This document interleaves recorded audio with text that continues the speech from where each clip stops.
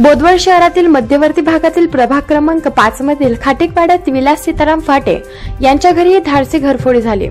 उकाडा होत असल्याने परिवारातील सदस्य वरच्या मजल्यावर झोपले होते।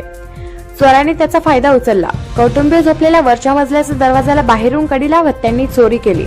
फाटे यांनी काही दिवसांपूर्वीच 90 क्विंटल कापूस विकून आलेले 5,20,000 रुपये आणि व्यवसायासाठी 80,000ची रोकड असे 6 लाख रुपये कपाटात ठेवले होते। कपाटातील 6 लाख रुपयांची रोकड, 25 ग्रॅम वजनाचा हार, 40 ग्रॅम सोन्याचे दागिने तसेच देवघरातील चांदीच्या मूर्ती असा एकूण 11 लाख रुपयांचा ऐवज घेऊन चोरटे पसार झाले। पहाटे 4 वाजता फाटे यांच्या पत्नीला जाग आली।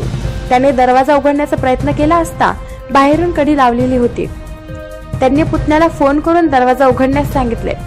त्यावेळी खालच्या मजल्यावरील कपाटातील साहित्य फेकलेले व लॉकर तोडलेले दिसून आले, तर देवघरातील चांदीच्या मूर्तीही चोरीस गेल्याचे आढळून आले। याबाबत बोदवड येथे गुन्हा दाखल करण्यात आला आहे। प्रकाश बोरसे यांचा रिपोर्ट, मानवहित न्यूज, जळगाव।